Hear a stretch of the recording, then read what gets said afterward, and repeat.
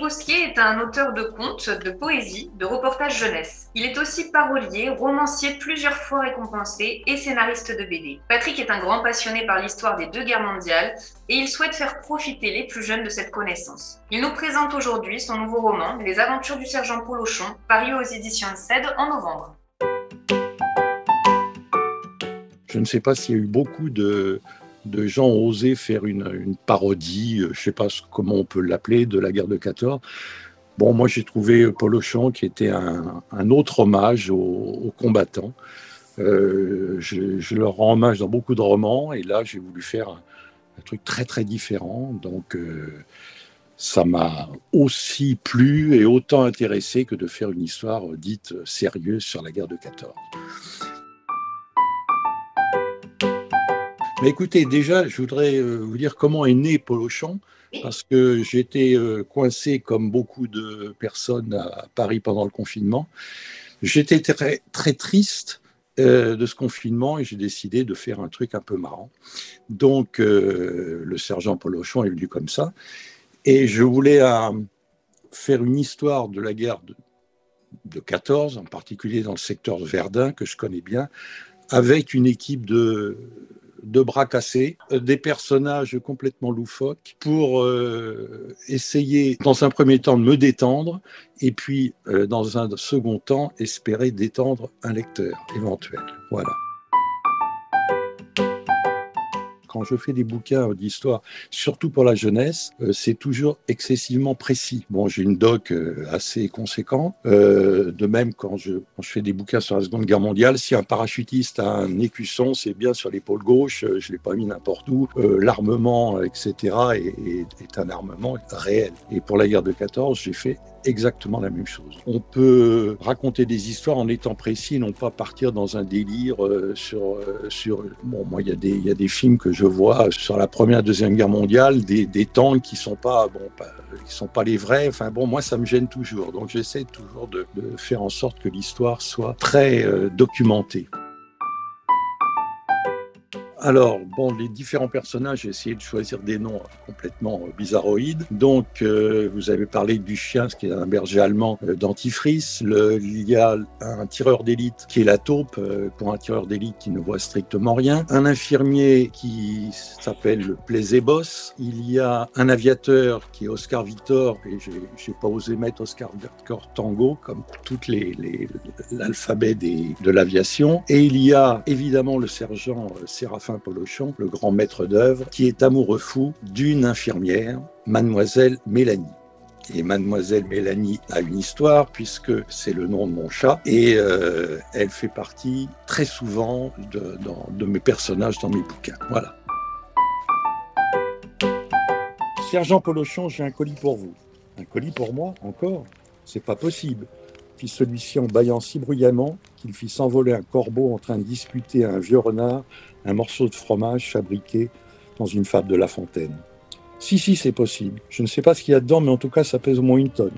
Prenez-le vite, petit gâté. Le temps presse et j'ai d'autres livraisons à faire. Polochon reconnut aussitôt l'écriture en pattes de dinosaure de sa chère petite maman sur l'emballage et fut soudain pris d'une bouffée de panique presque incontrôlable. Il faut dire que notre ami avait quelques raisons de se méfier du contenu de cet énorme colis. Le dernier envoi de sa maman adorée contenait en effet une robe de chambre en pilot à poil vert, une pince sans rire, un chapeau melon, une poignée de porte, une très très rare photo de Spartacus et un roman policier finlandais écrit en braille.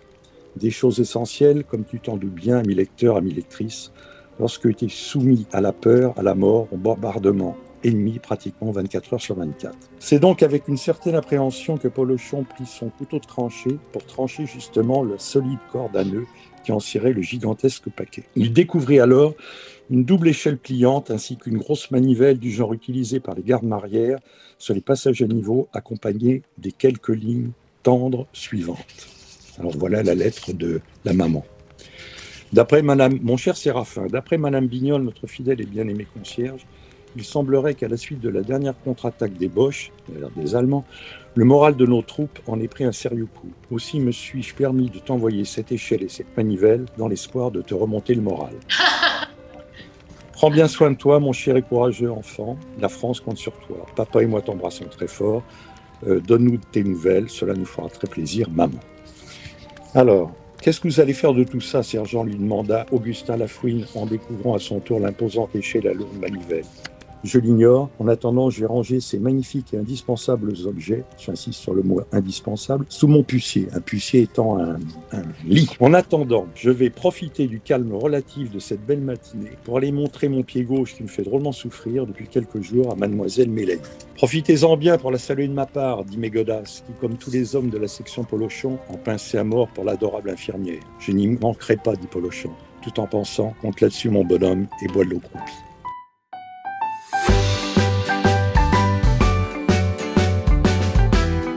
Alors le mot de passe, bon, ils sont choisis selon les officiers qui les donnent. Moi j'ai choisi thé au chocolat parce qu'il y a un grand délire, sans spoiler le sujet. Ils vont croire que c'est d'abord thé, ensuite ils vont croire que c'est chocolat, donc ils risquent de se faire abattre par la sentinelle française. Mais les mots de passe à l'époque, c'était surtout des mots de passe, ça peut être... je sais pas, n'importe quoi, confiture, et puis l'autre va répondre, je sais pas, chapeau melon, vous voyez, c'est pour vraiment... C'était codé quand même. Ah oui, c'est donc normalement, le groupe qui part en patrouille a le mot de passe, la sentinelle là aussi, on espère, et puis au retour, afin qu'elle puisse les laisser passer, sinon ils risquent de se faire abattre. Donc, dans l'équipe Polochon, il y en a un qui a trouvé thé ou chocolat. Et il va y avoir un quiproquo sur ce mot de passe assez délirant. Voilà. Il y a une vingtaine d'années, parce que j'ai fait énormément de chansons pendant 22 ans, pour plein de gens, et puis j'en fais pratiquement plus maintenant. La dernière chanson que j'ai faite, c'est il y a 2 mois pour la comédie musicale de Bonne Nuit les Petits qui se joue en ce moment à Paris, parce que c'était avec Nounours, Pimprenel, Nicolas. Et puis ensuite, moi je ne savais pas écrire en prose. Je n'écrivais qu'en vers, en chanson on n'écrit qu'en vers, donc j'avais beaucoup de mal. Donc j'ai eu la chance d'envoyer des textes très courts aux éditions Milan, qui était à Toulouse. Et je suis tombé sur une rédac chef vraiment sympa qui s'appelait Laure de Baillancourt et qui a vraiment accroché à mes textes. Et elle m'a dit, bon, tu fais 300 signes, essaie d'en faire 800. Donc après, j'ai écrit pour Bambi, j'écris pour tout des Disney, j'ai fait tout. Winnie. Ah oui, Disney aussi. Bon, je faisais des contes, des poésies dans tous les magazines Disney, Winnie Lecture. J'écris pour Milan dans Petite Main. Je faisais plein de choses comme ça qui m'apprenaient à écrire en prose. Ah bon, et ça c'était, vous aviez quel âge? Parce qu'il est de depuis quand, si je peux me permettre? C'était très jeune, 20 ans ou bien c'est Non, ma première chanson, je l'ai écrite j'avais 19 ans quand elle est parue. Donc, et puis j'ai eu beaucoup de chansons enregistrées, j'en ai eu 250. Donc,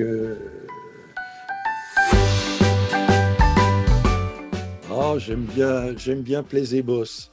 Comme Camille, notre éditrice. J'aime bien Plaise et Bosse. Pour une simple raison, j'étais infirmier pendant mon service militaire et j'ai rencontré vraiment un personnage dans l'infirmerie qui était comme Plaise et Bosse, qui était d'une saleté repoussante et qui s'occupait des malades. Voilà. Et oui, c'était vraiment le personnage de Plaise et Bosse a réellement existé. Il se reconnaîtra peut-être. Bon, je sais pas, parce que bon. En tout cas, il existe. Il a existé et je me suis inspiré de mais j'aime beaucoup Plaise et Bosse, je les aime tous. Hein. J'aime bien le chien en dentifrice aussi. Bon, parce que et le sniper, j'aime beaucoup le tireur d'élite. Qui voit rien, c'est des personnages qui ont été, comment vous dire, je suis tombé en amour avec ces personnages-là. Je suis passionné par les 2 guerres mondiales. Bon, mon grand-père a combattu à Verdun, il a eu la chance de ne pas être blessé, mais il est revenu du front très très perturbé. Et il a mis son couple à voler en éclats par la suite, tellement il voulait profiter de la vie après avoir connu tant d'horreurs. Et puis, quand j'étais gamin, j'avais un jardinier qui travaillait à la maison, qui m'emmenait, ça c'est une histoire vraie, qui m'emmenait avec mon berger allemand. Il m'emmenait dans les champs de betteraves, et puis à un moment donné, il arrêtait, et puis il disait, on va manger ensemble. Alors il avait, sa femme lui avait préparé une gamelle avec de lardons, des pommes de terre, on mangeait, et il me dit, maintenant je vais te raconter ma guerre. Et pendant 2-3 heures, moi j'avais 4 ans, 4 ans et demi, il me racontait les combats à la baïonnette, toutes les horreurs de la guerre, et quand je revenais à la maison, je chantonnais « Nous les poilus de 14 ». À 5 ans, effectivement, voilà. Ça marque, ça doit marquer. Oui, et c'est vraiment un personnage qui était d'une gentillesse absolument extraordinaire. Il n'avait pas beaucoup d'argent et moi, j'ai une famille complètement disloquée. Moi, j'étais abandonné par mon père et qu'on s'est retrouvé à Paris avec ma mère tout seul. Il a envoyé, ça c'est une histoire vraie, il a envoyé un billet de 5 francs à l'époque et maman s'appelait Lucette, en disant « Madame Lucette, Paris, 11e ». Et le billet est arrivé. On était en période de confinement, je m'ennuyais, j'étais triste et j'ai décidé de faire... j'aime bien les personnages farfelus. Bon, moi, j'ai fait le roi boule de gomme qui se passe au Moyen-Âge. J'ai des personnages comme ça qui me... là, je suis en train de travailler sur un personnage, un chien policier Waf-Waf. Enfin, bon, vous voyez, j'ai le galopin, le pingouin que je voudrais montrer à Camille. Bon, en janvier. Donc, j'aime beaucoup les personnages complètement décalés. Et Polochon est né comme ça. Et comment j'ai trouvé Polochon, j'ai essayé de trouver un nom un peu pas ridicule, mais vous voyez, un nom complètement... Il y a des mots qui me font rire, quoi, ou qui me font peur, mais bon, Polochon me fait rire. Moi, ça me fait rire. Oui, c'est vrai. Mais il y a d'autres mots qui me font peur, pareil. Je sais pas, il y a des choses... La sonorité même, elle a... Ouais, une blanquette de veau, ça me donne pas envie de la manger, même si c'est très bon. Oui.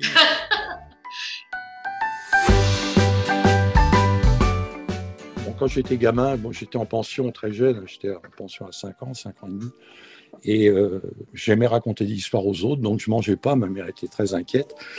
À chaque fois, au cours des repas, on disait « Patrick, tiens, tu nous racontes quelque chose ». Et donc, je voulais raconter des histoires aux autres, en essayant de les distraire. Moi, mon but, c'est de les distraire, de les faire voyager à travers le temps, l'espace, et puis de m'amuser aussi. Vous les faisiez rire à l'époque? Vous étiez plutôt un conteur drôle ou de peur? Parce qu'il y a des personnes qui adorent raconter des histoires. Non, c'est des histoires souvent policières, assez précises. Moi, j'allais souvent au cinéma, donc... non, c'était plus des histoires policières, moins drôles, enfin pas très drôles.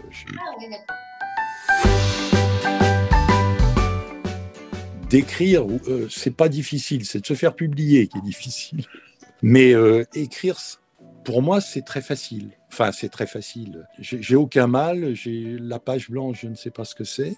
Par contre, après, une fois que j'ai le produit, le plus difficile pour moi, c'est de faire éditer. Bon, ça a pris des... J'ai relu avant-hier des lettres de refus d'éditeurs, mais j'en ai un paquet. Donc, ce que je dis toujours aux gens qui veulent écrire, c'est vraiment continuer. Mes premiers poèmes, avant qu'ils deviennent des chansons, j'étais allé voir un grand auteur de chansons qui me disait « Continuez, Patrick ». Je disais oui, continuez. Bon, et c'était pour savoir si je pouvais continuer en dépit des refus, croire en soi, sans être prétentieux, quoi, mais croire en ce que écouter les autres. Moi, je trouve que c'est très important de lire beaucoup. Moi, je lis énormément les autres et je suis foudrage quand quelqu'un a une très bonne idée. Et un jour, j'ai rencontré dans un salon un truc absolument dément, un type qui était Grand Prix de littérature policière. Je lui ai dit « Qu'est-ce que c'est tes auteurs préférés ?» Il me dit « Je ne lis aucun auteur policier ». Alors je dis, attends, Agatha Christie, Maurice Leblanc, il me dit non, parce que ça pourrait m'influencer. Et j'ai trouvé ça archi nul. Je trouve au contraire que c'est très important de s'imprégner de l'écriture des autres, parce qu'ils ont des idées, et ils ont des idées souvent formidables dont je suis jaloux. Gentiment jaloux, hein, gentiment. Alors, j'ai pratiquement terminé le tome 2 de Polochon, qui sera une histoire complètement farfelue comme le premier tome, dont le titre devrait être Opération Moustache et Casque à Pointe. Et sans dévoiler le sujet, c'est le commando Polochon qui sera chargé de capturer le fils de Guillaume II. Donc voilà, avec toute une équipe, Plaise et Boss. On retrouve les mêmes personnages. Ah oui. D'accord. Le c'est vraiment sniper. Ah oui, et puis avec d'autres personnages, il y aura un âne, Cadichon, un pigeon, vol au vent, enfin, vous voyez, bon, plein de choses. D'accord, mais on retrouve plein de choses délirantes. Non, donc c'est prévu, après, ça dépend plus de moi. De l'éditeur. Voilà. J'écris très vite, donc un livre, je peux le faire en 3 semaines, un mois. Il y a un livre qui est très personnel, que j'ai mis 10 ans à écrire. Bon, mais c'est vraiment un contexte très spécial. Je pense que si vous n'avez pas écrit un livre en 3 semaines, c'est que votre livre ne mérite pas d'être poursuivi. Ça veut dire que vous traînez, quoi. Enfin, je sais pas, vous vous ennuyez. Si vous vous ennuyez, vous êtes sûr d'ennuyer le lecteur. Enfin, moi, je pars de ce principe-là, quoi. Bon, faut que je m'amuse, faut que j'ai envie de le présenter, faut vraiment être sûr au moins de ce que vous avez écrit, quoi. Écrire, pour moi, c'est une façon de m'exprimer qui est hyper agréable, parce que ça permet, en plus, de donner... Ça vous redonne de... Oui. Très bien, merci à tout le monde. Merci à Patrick, à bientôt. Au revoir Laetitia, et à bientôt. Au revoir.